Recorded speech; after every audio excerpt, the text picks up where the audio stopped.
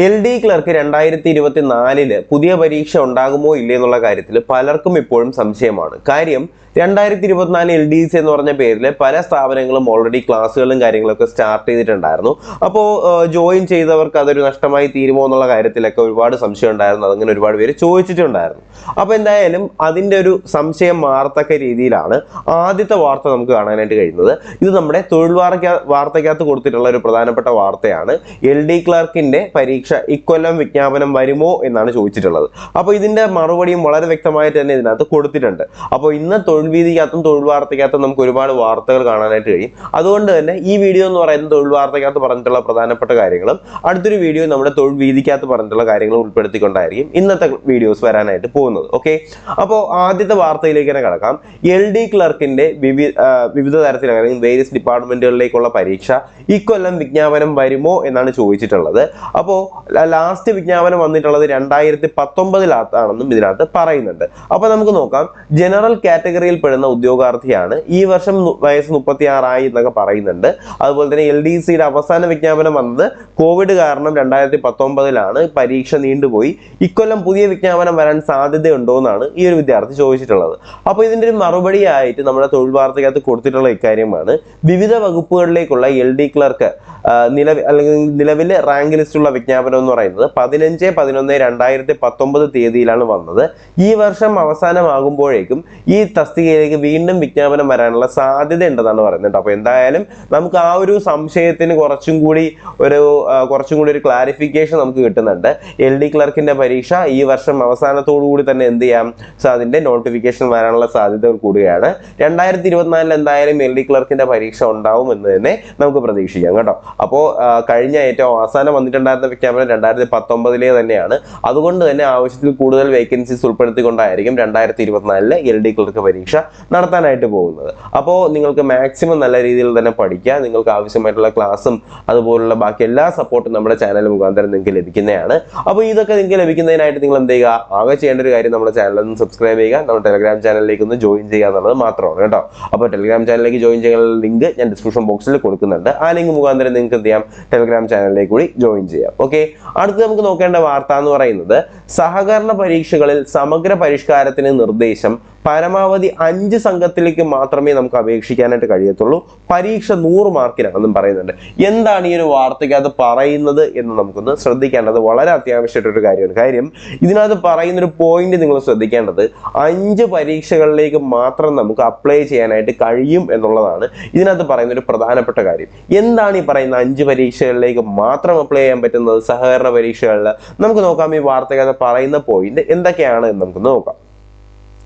സംസ്ഥാന സഹകരണ പരീക്ഷാ ബോർഡിന്റെ നിയമന നടപടികൾ സമഗ്രമായി പരിഷ്കരിക്കുന്നതിനായിട്ട് ചട്ടം ഭേദഗതി ചെയ്തിട്ടുണ്ട്. ഒരു വിജ്ഞാപനത്തിൽ ഒരു തസ്തികയിൽ പരമാവധി 5 സംഘത്തിലേക്ക് മാത്രമേ ഉദ്യോഗാർത്ഥികൾക്ക് അപേക്ഷിക്കാനാവൂ. അങ്ങനെ ചെയ്യുന്നതിനുള്ള ഒരു പ്രധാനപ്പെട്ട റീസൺ എന്ന് പറയുന്നത്, ഇപ്പോൾ ആദ്യം ചില സഹകരണം നമുക്കറിയാം ഒരുപാട് ബോർഡ് പരീക്ഷകളുണ്ട്, കമ്പനി ബോർഡ്, അങ്ങനെ ഒരുപാട് പരീക്ഷകളുണ്ട്. അപ്പോൾ ഇത് ഏതെങ്കിലും ഒരു സഹകരണ പരീക്ഷയിൽ 1ാം റാങ്കിൽ വന്ന ആളായിരിക്കും ബാക്കിയുള്ള ഇപ്പോൾ 7 പരീക്ഷകൾ ഒരുമിച്ചാണ് നടത്തുന്നതെന്നുണ്ടെങ്കിൽ 7 പരീക്ഷകളിലും 1ാം റാങ്ക് വരുന്നത് ഈ ഒരു പരീക്ഷയിൽ വന്ന ആളായിരിക്കും.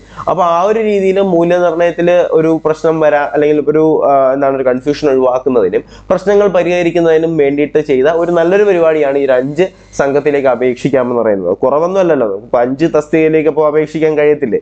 മാക്സിമം വരുന്നത് 6ഓ 7ഓ ആയിരിക്കും. അതിൽ 2 അവോയ്ഡ് ചെയ്തുകൊണ്ട് നമുക്ക് എന്ത് ചെയ്യാം, 5 നമുക്ക് അപ്ലൈ ചെയ്യാം അല്ലെ? അതും ഒരു കണക്കിന് നല്ലൊരു പരിഷ്കാരമായിട്ടാണ് എനിക്ക് തോന്നുന്നത്. നിങ്ങൾക്ക് നിങ്ങളുടെ അഭിപ്രായങ്ങൾ തീർച്ചയായിട്ടും കമന്റുകളായിട്ട് രേഖപ്പെടുത്താം. ഓക്കെ, അപ്പോൾ ഈ പറയുന്ന പോലെ നമുക്കിപ്പോൾ എല്ലാത്തിലും ഒരുമിച്ച് അപ്ലൈ ചെയ്തു എന്ന് പറയുന്നതിൽ കാര്യമില്ല. നമുക്കിപ്പോൾ അപ്ലൈ ചെയ്യുന്നതിൽ നമ്മൾ മുന്നിലോട്ട് വരണം എന്നുള്ളതിനാണ് ഏറ്റവും പ്രധാനപ്പെട്ട ഒരു ഫാക്ട് ഇരിക്കുന്ന ആ ഒരു റീസണിലാണ് അല്ലേ. അപ്പോൾ നമുക്ക് എന്തായാലും ബാക്കി വായിച്ചു നോക്കാം. ഉദ്യോഗാർത്ഥികൾ അപേക്ഷിക്കാനാകുമെന്ന് പറയുന്നുണ്ട്. ഒന്നിലേറെ ബാങ്കുകളുടെ റാങ്ക് പട്ടികയിൽ, ഒന്നിലേറെ പരീക്ഷകളുടെ റാങ്ക് പട്ടികയിൽ ഉദ്യോഗാർത്ഥികൾ ഉൾപ്പെട്ടാൽ ഏത് ബാങ്കിലെ നിയമത്തിനകത്താണ് മുൻഗണന നൽകിയിട്ടുള്ളത് എന്ന് നിശ്ചയിച്ചുകൊണ്ട് പരീക്ഷാ ബോർഡിനെ അറിയിക്കണമെന്ന് പറയുന്നുണ്ട്. അതിലേക്കായിരിക്കും നിയമനം നൽകുക. മറ്റു ബാങ്കുകളിലേക്കുള്ള അവസരം മരവിക്കും എന്ന് പറയും, മരവിപ്പിക്കും എന്ന് പറയുന്നത്. ഇപ്പോൾ എന്ന് വെച്ചാൽ 5 ബാങ്കുകളിലേക്ക് നമ്മൾ പരീക്ഷ എഴുതുകയാണ്. അങ്ങനെയാണെന്നുണ്ടെങ്കിൽ ഇപ്പോൾ പ്രിഫറൻസ് കൊടുക്കുന്ന ഒരു ബാങ്കിനകത്താണ് ബാക്കിയുള്ള ബാങ്കുകൾക്ക് നമ്മൾ പ്രിഫറൻസ് കുറവാണ് കൊടുക്കുന്നത്. നമ്മൾ ഈ ഡിഗ്രി സമയത്തും PG സമയത്തും ഒക്കെ പരീക്ഷയ്ക്ക് അല്ലെങ്കിൽ നിങ്ങൾ അലോട്ട്മെന്റ് ഒക്കെ കൊടുക്കുന്നില്ലേ, ആ ഒരു രീതിയിലാണ്. അപ്പോൾ നിങ്ങൾക്ക് മുൻഗണനയുള്ള സ്ഥലങ്ങളിലേക്ക് അല്ലെങ്കിൽ നിങ്ങൾക്ക് മുൻഗണനയുള്ള ബാങ്കുകളിലേക്ക് നിങ്ങൾക്ക് എന്ത് ചെയ്യാൻ പറ്റും, അപ്പോയിന്റ്മെന്റ് കിട്ടും. ബാക്കിലോട്ടുള്ള അവസരങ്ങൾ എന്ത് ചെയ്യും, മരവിപ്പിച്ചുകൊണ്ടായിരിക്കും ഈ ഒരു പുതിയൊരു പരിഷ്കാരം എന്ന് പറയുന്നത്. അപ്പോൾ 75 അല്ല, എഴുത്തു പരീക്ഷകളുടെ പരമാവധി മാർക്ക് 100 മാർക്കായിട്ട് ഉയർത്തും. 160 ചോദ്യങ്ങളാണ് ഇതുവരെ നിലവിലുണ്ടായിരുന്നത്. അതെന്ത് ചെയ്യും, 100ആയും ചുരുക്കും. അഭിമുഖത്തിൽ 15 മാർക്ക് ഇനി മുതൽ 20 മാർക്കാവും. നിയമനത്തിന് മുൻപേ പോലീസ് പരിശോധന കർശനമാക്കും.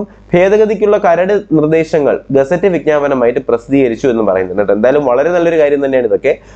എഴുത്ത് പരീക്ഷയുടെ പരമാവധി മാർക്ക് 160 മാർക്കിൽ നിന്ന് അല്ലെങ്കിൽ 160 ക്വസ്റ്റ്യൻസ് ഉള്ളതിൽ നിന്ന് 100 മാർക്കായിട്ട് മാറ്റിക്കൊണ്ട് പരീക്ഷ എത്രയായിട്ട് മാറ്റും, 100 മാർക്കായിട്ട് മാറ്റും. ഈ ഇന്റർവ്യൂ എന്നുള്ളത് 15 മാർക്കിൽ നിന്ന് 20 മാർക്കായിട്ട് മാറ്റും എന്ന് പറയുന്നുണ്ട്. കൂടാതെ പോലീസ് വെരിഫിക്കേഷൻ വളരെ പ്രധാനപ്പെട്ട ഒരു കാര്യമാണ്. ഡിപ്പാർട്ട്മെന്റുകളിലേക്ക് ക്രിമിനൽമാർ കൂടുന്നു എന്നുള്ളതിന്റെ ഒരു അങ്ങനെ കൂടുന്നു എന്നുള്ളതിന്റെ ഒരു പ്രധാനപ്പെട്ട തെളിവാണല്ലേ ഇത്. കാര്യം ഈ ഒരു പോലീസ് വെരിഫിക്കേഷൻ വ്യക്തമായി നടത്തിയാൽ മാത്രമേ ഡിപ്പാർട്ട്മെന്റുകളിലേക്ക് എന്ത് ചെയ്യത്തുള്ളൂ, ക്രിമിനൽ സ്വഭാവമുള്ള ആൾക്കാരുടെ എണ്ണം കുറയ്ക്കാനായിട്ട് കഴിയത്തുള്ളൂ. അപ്പൊ ആ ഒരു രീതിയിലാണ് എന്ത് ചെയ്യുന്നത്, ഈ ഒരു പോലീസ് വെരിഫിക്കേഷൻ കർശനമാക്കുന്നു എന്ന് പറയുന്നത്. ഇത് സംബന്ധിച്ച് എതിർപ്പുകളും നിർദ്ദേശങ്ങളും ഉള്ളവർക്ക് ജൂൺ 21-നകത്ത് സഹകരണ വകുപ്പ് സെക്രട്ടറിക്ക് സമർപ്പിക്കാം. നിങ്ങൾക്ക് ഇതുമായിട്ട് ബന്ധപ്പെടുത്തി എന്തെങ്കിലും സംശയങ്ങളോ അല്ലെങ്കിൽ നിങ്ങൾക്ക് എന്തെങ്കിലും ആശങ്കകളോ പ്രശ്നങ്ങളോ ഉണ്ട് എന്നുണ്ടെങ്കിൽ നിങ്ങൾക്ക് എന്ത് ചെയ്യാം, സഹകരണ വകുപ്പ് സെക്രട്ടറിക്ക് എന്ത് ചെയ്യാം, ജൂൺ 21-നകത്ത് നിങ്ങളുടെ അപേക്ഷയും കാര്യങ്ങളൊക്കെ സമർപ്പിക്കാം. അപേക്ഷകളിൽ വിശദമായിട്ടുള്ള പരിശോധന നടത്തിയ ശേഷം അന്തിമ വിജ്ഞാപനം പ്രസിദ്ധീകരിക്കും. അതിനുശേഷമേ പരിഷ്കാരങ്ങൾ പ്രാബല്യത്തിൽ വരികയുള്ളൂ എന്ന് പറയുന്നുണ്ട്. ഈ ഒരു കാര്യം ഞാൻ ഈ പറഞ്ഞ പോലെ പരമാവധി 5 സംഘങ്ങളിലേക്ക് അപേക്ഷിക്കാമെന്ന് പറയുന്നതിന്റെ പ്രധാനപ്പെട്ട റീസൺ ഇതിനകത്ത് പറയുന്നുണ്ട്.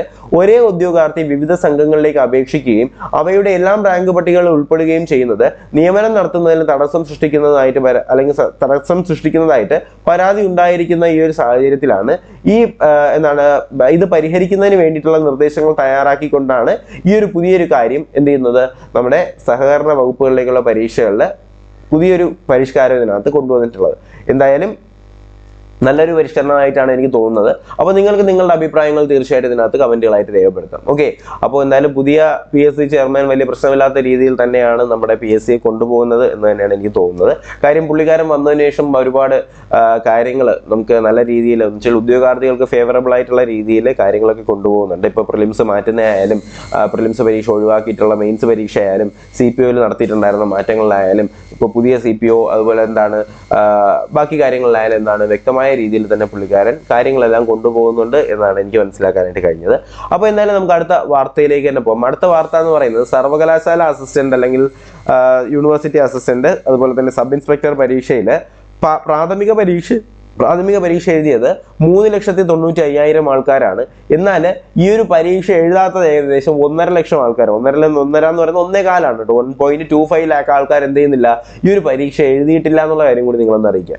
ഈ രീതിയിൽ നിങ്ങൾ പരീക്ഷ ഇഗ്നോർ ചെയ്യുകയാണെന്നുണ്ടെങ്കിൽ തീർച്ചയായിട്ടും കേരള PSC പ്രൊഫൈൽ ബ്ലോക്കിംഗ് എന്ന് പറഞ്ഞൊരു പരിപാടി എന്തായാലും കൊണ്ടുവരുന്നുള്ളത് യാതൊരു സംശയമില്ല. കാര്യം ഒരു പരീക്ഷ എഴുതുമ്പോഴത്തേക്കും ഉദ്യോഗാർത്ഥിക്ക് വേണ്ടി ചെലവാക്കുന്ന പൈസ എന്ന് പറഞ്ഞിട്ട് ഒരു കണക്ക് കേരള PSC നമ്മുടെ മുൻ ചെയർമാനായിട്ടുണ്ടായിരുന്ന MK സക്കീറിന്റെ സമയത്ത് എന്ത് ചെയ്തിട്ടുണ്ടായിരുന്നു, പുറത്തു വിട്ടിട്ടുണ്ടായിരുന്നു. അപ്പോൾ ഈ ഒരു കണക്കിൽ അല്ലെങ്കിൽ 5 ലക്ഷം പേര് പരീക്ഷ എഴുതുമ്പോഴത്തേക്കും 3.5 ലക്ഷം പേര് പരീക്ഷ അല്ലെങ്കിൽ 4 ലക്ഷം പേര് പരീക്ഷ എഴുതുകയും അതിൽ 1.25 ലക്ഷം പേര് പരീക്ഷ എഴുതാതിരിക്കുകയും ചെയ്താൽ പിന്നെ ഉടനെ തന്നെ അടുത്ത് വരാൻ പോകുന്ന നടപടി എന്ന് പറയുന്നത് പ്രൊഫൈൽ ബ്ലോക്കിംഗ് ആയിരിക്കും. ഇതുവരെ പ്രൊഫൈൽ ബ്ലോക്കിംഗ് ഉണ്ടായിട്ടില്ല. ഇനി പ്രൊഫൈൽ ബ്ലോക്കിംഗ് നിങ്ങളായിട്ട് വിളിച്ച് വരുത്തരുത്. ആ ഒരു കാര്യം പറയാനുള്ളൂ. നിങ്ങൾ കൺഫർമേഷൻ കൊടുക്കുന്നു എന്നുണ്ടെങ്കിൽ അത് പരീക്ഷ എഴുതുമെങ്കിൽ മാത്രം നിങ്ങൾ കൺഫർമേഷൻ കൊടുക്കുക. വെറുതെ പുതിയ തൊല്ലകളൊന്നും എടുത്ത് തലയിലേക്ക് വയ്ക്കരുത്. ഓക്കെ, അപ്പോൾ ഇതിനകത്ത് പറയുന്നത് എന്തൊക്കെയാണെന്ന് നമുക്ക് നോക്കാം.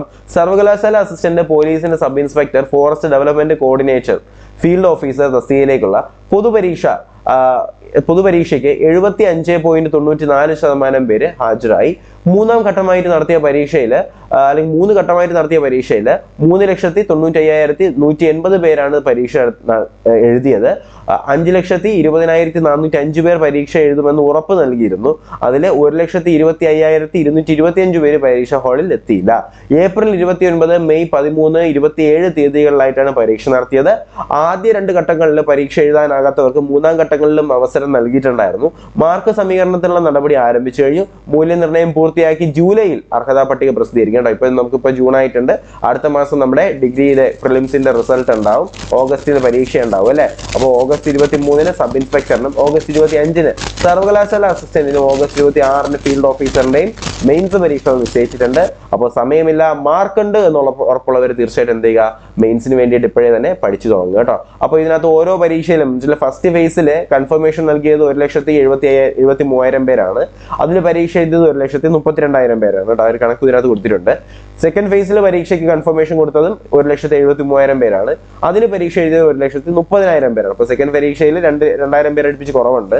പിന്നെ വന്നിട്ടുള്ളത് മെയ് 27-നാണ്. മെയ് 27-ന് നടത്തിയിട്ടുണ്ടായിരുന്ന തേർഡ് ഫേസിൽ പരീക്ഷ എഴുതിയിട്ടുണ്ടായിരുന്നത് 1,74,000 പേരാണ്. അതിൽ പരീക്ഷ എഴുതിയിട്ടുണ്ടായിരുന്നത് 1,32,000 പേരാണ്. അപ്പൊ ഏറ്റവും കൂടുതൽ ആൾക്കാർ പരീക്ഷ എഴുതിയിട്ടുണ്ടായിരുന്നത് ഏതിനകത്താണ്? തേർഡ് ഫേസിലാണ്. അതിന്റെ ഏറ്റവും കുറവ് പരീക്ഷ എഴുതിയിട്ടുണ്ടായിരുന്നത് സെക്കൻഡ് ഫേസിലാണ് കേട്ടോ. അപ്പോൾ ആ ഒരു കാര്യം നിങ്ങൾ അറിഞ്ഞിരിക്കുക. പിന്നെ പരീക്ഷ നടത്തിയതിലും ചെറിയൊരു പാകപ്പിഴവ് വന്നിട്ടുണ്ട് എന്നാണ് അഭിപ്രായം വരുന്നത്. കാര്യം എന്താണ്, ക്വസ്റ്റ്യൻ പാറ്റേണിന്റെ അല്ലെങ്കിൽ ക്വസ്റ്റ്യൻ പേപ്പറിന്റെ ഒരു വ്യത്യാസം, അല്ലെങ്കിൽ ക്വസ്റ്റ്യൻ പേപ്പറിൽ വന്നിട്ടുണ്ടായിരുന്ന വലിയൊരു മാറ്റത്തിൽ ഒരുപാട് പേർ തഴയപ്പെടുമോ എന്നുള്ള കാര്യത്തിലും ഇപ്പൊ സംശയം വരുന്നുണ്ട്. ഓക്കെ, അപ്പൊ എന്തായാലും ആ കാര്യങ്ങളൊക്കെ കേരള PSC നേരെ തന്നെ ചെയ്യുമെന്ന് നമുക്ക് പ്രതീക്ഷിക്കാം. അപ്പോൾ ശ്രദ്ധിക്കേണ്ടത്, പ്രിലിംസിന്റെ പരീക്ഷ റിസൾട്ട് അടുത്ത മാസം വരും. മെയിൻസിന്റെ പരീക്ഷ അതിന്റെ അടുത്ത മാസം അല്ലെ. ജൂലൈയിൽ പ്രിലിംസിന്റെ റിസൾട്ട് വന്ന് ഓഗസ്റ്റിൽ മെയിൻസിന്റെ പരീക്ഷ നടത്തും. ഇതൊരു ട്രിക്കാണ്, നിങ്ങളെ വീഴ്ത്താനുള്ള ട്രിക്കാണ്.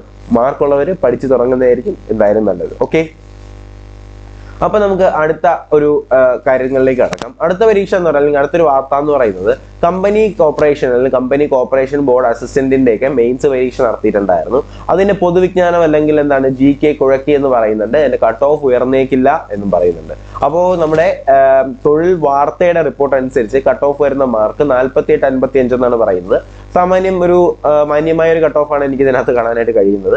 അപ്പൊ എന്തായാലും ഈ ഒരു റേഞ്ചിലേക്കൊക്കെ പോകാനുള്ള സാധ്യതയും കുറവാണ് കേട്ടോ. 55 വരെയൊക്കെ പോകാനുള്ള സാധ്യത എന്തായാലും കുറവാണ്. നമുക്ക് എന്തായാലും ഇതിനകത്ത് ഇവിടെ ഇരുന്ന് കബഡി നിരത്തിയിട്ട് പ്രൊഡിക്റ്റ് അല്ലെങ്കിൽ എന്താണ് ഗണിക്കാനൊന്നും പറ്റത്തില്ല. ഇതൊക്കെ കേരള PSCയുടെ കയ്യിലിരിക്കുന്ന കാര്യങ്ങളാണ്. അപ്പോൾ ഇതൊന്നും നമുക്ക് ഇവിടെ ഇരുന്ന് നമ്മുടെ കബഡി നിരത്തിയിട്ട് നമുക്ക് പറയാൻ കഴിയുന്ന കാര്യങ്ങളൊന്നും അല്ല. അപ്പൊ എന്തായാലും നമുക്ക് അതൊക്കെ കേരള PSCക്ക് തന്നെ വിട്ടുകൊടുക്കാം. നമുക്ക് എന്തായാലും ഈ ഒരു വാർത്തക്കകത്ത് പറയുന്ന കാര്യങ്ങൾ എന്തൊക്കെയാണെന്ന് നോക്കാം. 6-ാം തീയതി നടത്തിയിട്ടുണ്ടായിരുന്ന നമ്മുടെ ഈ ഒരു കമ്പനി ബോർഡ് അസിസ്റ്റന്റിന്റെ പരീക്ഷ എങ്ങനെയെന്ന് ചോദിച്ചാൽ, കമ്പനി കോർപ്പറേഷൻ അസിസ്റ്റന്റ് തസ്തികയുടെ തെരഞ്ഞെടുപ്പിനായിട്ട് ജൂൺ 6-ന് നടന്ന മെയിൻസ് പരീക്ഷയുടെ ചോദ്യങ്ങൾ മികച്ച നിലവാരത്തിലാണ് ഉണ്ടായിരുന്നത്. അതിൽ കറണ്ട് അഫയേഴ്സ്, പൊതുവിജ്ഞാനം ഉൾപ്പെടുന്ന 70 ചോദ്യത്തിന്റെ ഭാഗം പ്രതീക്ഷിച്ചതിനേക്കാൾ ഉയർന്ന നിലവാരത്തിലുള്ളതായിരുന്നു. എന്നാൽ കണക്ക്, മെന്റൽ എബിലിറ്റി, ഇംഗ്ലീഷ്, മലയാളം ചോദ്യങ്ങൾ പൊതുവെ എളുപ്പത്തിൽ ശരിയുത്തരം എഴുതാൻ കഴിയുന്നവയായിരുന്നു. 70% വരുന്ന പൊതുവിജ്ഞാനം ഭാഗത്തെ ചോദ്യങ്ങളുടെ ഉയർന്ന നിലവാരവും PSC പ്രസിദ്ധീകരിക്കാനുള്ള ഷോർട്ട് ലിസ്റ്റിന്റെ വലിപ്പവും കണക്കിലെടുക്കുമ്പോൾ ഈ പരീക്ഷയുടെ കട്ട് ഓഫ് മാർക്ക് 48-55 ആ റേഞ്ചിനകത്തായിരിക്കും ഉണ്ടായിരിക്കുന്നത് എന്നാണ് പറയുന്നത്. ബിരുദ പുസ്തകങ്ങളിൽ ഊന്നിയുള്ള ചോദ്യങ്ങളായിരുന്നു നമ്മുടെ ഈ ഒരു കമ്പനി ബോർഡ് അസിസ്റ്റന്റിന്റെ പരീക്ഷയ്ക്ക് ഉണ്ടായിരുന്നു എന്നാണ് പറയുന്നത്. പൊതുവിജ്ഞാനം ഭാഗത്തെ ആകെ 70 ചോദ്യങ്ങളിൽ 40 വരെ ചോദ്യങ്ങൾ പ്രസ്താവന രീതിയിലുള്ളതായിരുന്നു. ഉത്തരം എഴുതാനുള്ള സമയത്തിലുണ്ടായിരുന്ന ഈ ഒരു പ്രശ്നം അത് പരീക്ഷയെ മൊത്തത്തിൽ തന്നെ പ്രതികൂലമായിട്ട് ബാധിച്ചു എന്നാണ് പറയുന്നത്. സയൻസ് വിഭാഗത്തിൽ നിന്നും ഫിസിക്സ്, കെമിസ്ട്രി ചോദ്യങ്ങളിൽ ഏറ്റവും കൂടുതൽ ചോദ്യം അതാത് വിഷയത്തിന്റെ ബിരുദ പുസ്തകങ്ങളിൽ ആസ്പദമാക്കിയുള്ളതായിരുന്നു. +2 വരെ മാത്രം വിഷയങ്ങൾ പഠിച്ച ഇതര വിഷയക്കാരെ ഇത് വരയ്ക്കാനുള്ള ഇടയുണ്ട്. പരീക്ഷാർത്ഥികളെ അല്ലെങ്കിൽ ഉദ്യോഗാർത്ഥികളുടെ യോഗ്യതയിലുണ്ടായിരുന്ന ഈ ഒരു വൈവിധ്യം പരിഗണിക്കാതെയാണ് ചോദ്യകർത്താവ് ചോദ്യങ്ങൾ തയ്യാറാക്കിയെന്ന് വ്യക്തമാണ്. ഭരണഘടന, രാഷ്ട്രീയം, വിവിധ നിയമനങ്ങൾ എന്നീ ഭാഗങ്ങളിലെ ചോദ്യങ്ങളും ഇൻഡെപ്ത് സമീപനമുള്ളതായിരുന്നു. എന്തായാലും ഈ ഒരു കാര്യം വളരെ മോശമായി. ഇതിനകത്ത് പറയുന്ന രീതി എന്ന് പറയുന്നത് എന്താണ്, സയൻസ് ചോദ്യങ്ങൾ ഡിഗ്രി ലെവലായിരുന്നു എന്നാണ്. അപ്പോൾ ബാക്കി വിഷയങ്ങൾ എടുത്ത് പോയൊരു മണ്ടന്മാരാണോ അല്ലേ? അപ്പൊ ചോദിക്കുന്നത് ഡിഗ്രി ലെവൽ എക്സാം അല്ലേ എന്ന്. ഡിഗ്രി ലെവൽ എക്സാം ആണ് എന്ന് പറയുമ്പോൾ ആൾക്കാർ പരീക്ഷ എഴുതുന്നവരെ ഒരു സമ്പന്നന്മാരായി കണ്ടിട്ട് വേണം ഒരു പരീക്ഷയുടെ ക്വസ്റ്റ്യൻ പേപ്പർ തയ്യാറാക്കാനായിട്ട്. ക്വസ്റ്റ്യൻ പേപ്പർ മേക്കിംഗ് എന്നൊക്കെ പറയുന്നത് സത്യം പറഞ്ഞ ഒരു സ്കില്ലാണ് അല്ലേ. അപ്പൊ എന്തായാലും നമുക്ക് ഇത്രയും കാര്യങ്ങളൊക്കെ തന്നെയാണ് ഈ ഒരു തൊഴിൽ വാർത്ത എന്ന് പറയുന്ന ഈ ഒരു മാധ്യമത്തിനകത്ത് നമുക്ക് കാണാനായിട്ട് കഴിയുന്ന ഇത്രയും വാർത്തകളാണ് ഏറ്റവും പ്രധാനപ്പെട്ട വാർത്തകൾ എന്ന് പറയുന്നത്. തൊഴിൽ വീതിക്കകത്തും കുറച്ചധികം കാര്യങ്ങൾ നമുക്ക് അറിയേണ്ടതായിട്ടുണ്ട്. അപ്പോൾ ആ ഒരു വീഡിയോ തീർച്ചയായിട്ടും ഇതിന് ശേഷം വരുന്നതായിരിക്കും. അപ്പോൾ എന്തായാലും ഇത്രയും കാര്യങ്ങളാണ് ഈ ഒരു വീഡിയോക്കകത്ത് പറയാനായിട്ടുണ്ടായിരുന്നത്. അപ്പോൾ LD ക്ലർക്ക് പരീക്ഷ വരുന്നുണ്ട്. അതുപോലെ തന്നെ ഡിഗ്രി ലെവൽ പ്രിലിംസിന്റെ റിസൾട്ട് ജൂലൈയിൽ വരുന്നു. ഓഗസ്റ്റിലെ മെയിൻസ് വരെയാണ്. കാര്യങ്ങളൊക്കെ അറിഞ്ഞ് വ്യക്തമായി മനസ്സിലാക്കിക്കൊണ്ട് തന്നെ പഠിക്കാനായിട്ട് ശ്രമിക്കുക. സമയമില്ല. ജൂലൈയിൽ നമ്മുടെ CPO WCPO പരീക്ഷ വരുന്നുണ്ട്. ക്ലാസ്സുകൾ നമ്മുടെ ചാനലിൽ അവൈലബിൾ ആണ്. ഓക്കെ, അപ്പോൾ ക്ലാസ്സുകൾ തീർച്ചയായിട്ടും നിങ്ങൾ കാണുക. നമ്മുടെ സ്പെഷ്യൽ ടോപ്പിക് ക്ലാസ്സുകളൊക്കെ ഒരു സൈഡിൽ നിന്ന് ഇങ്ങനെ ഒതുക്കി വന്നുകൊണ്ടിരിക്കുകയാണ്. CRPCയുടെ മറ്റൊരു ക്ലാസ് തീർച്ചയായിട്ടും ഇന്ന് തന്നെ ഉണ്ടാവും. അപ്പോൾ എന്തായാലും ക്ലാസ്സുകളൊക്കെ കാണാനായിട്ട് നമ്മുടെ ചാനൽ ഒന്ന് സബ്സ്ക്രൈബ് ചെയ്യുക. എന്തെങ്കിലും സംശയമുള്ളവരെ ഇൻസ്റ്റാഗ്രാമിൽ മെസ്സേജ് അയക്കുക. ഒരുപാട് മെസ്സേജ് വന്ന് നടക്കണം, ഒരുപാട് മെസ്സേജ് വന്ന് നടക്കുന്നതുകൊണ്ടാണ് റിപ്ലൈക്ക് കുറച്ച് വൈകുന്നത്. തീർച്ചയായിട്ടും ഞാൻ നിങ്ങൾക്ക് സംശയങ്ങൾ മാറ്റി തരുന്നതായിരിക്കും. അപ്പോൾ ഇൻസ്റ്റാഗ്രാമിലേക്ക് നിങ്ങൾക്ക് ഫോളോ ചെയ്ത ശേഷം നിങ്ങളൊന്ന് മെസ്സേജ് അയച്ചാൽ മാത്രം മതി. അതിലേക്കുള്ള ലിങ്ക് ഞാൻ ഡിസ്ക്രിപ്ഷൻ ബോക്സിലും കമന്റ് ബോക്സിലും കൊടുക്കുന്നുണ്ട്. ടെലിഗ്രാം ചാനലിലേക്ക് ജോയിൻ ചെയ്താൽ അതിനകത്ത് നമ്മുടെ PDF നോട്ടുകളും അതുപോലെ തന്നെ പ്രധാനപ്പെട്ട കാര്യങ്ങളെല്ലാം നമ്മൾ ഡിസ്കസ് ചെയ്യുക നമ്മുടെ ടെലിഗ്രാം ചാനലിലായിരിക്കും. അതിലേക്കുള്ള ലിങ്ക് ഞാൻ ഡിസ്ക്രിപ്ഷൻ ബോക്സിൽ കൊടുത്തേക്കാം. അപ്പോൾ എന്തായാലും പുതിയൊരു വീഡിയോ ക്ലാസ്സൊക്കെ ആയിട്ട് ഉടനെ തന്നെ കാണാം. അതിലേക്ക് എല്ലാവർക്കും bye bye, good bye, take care.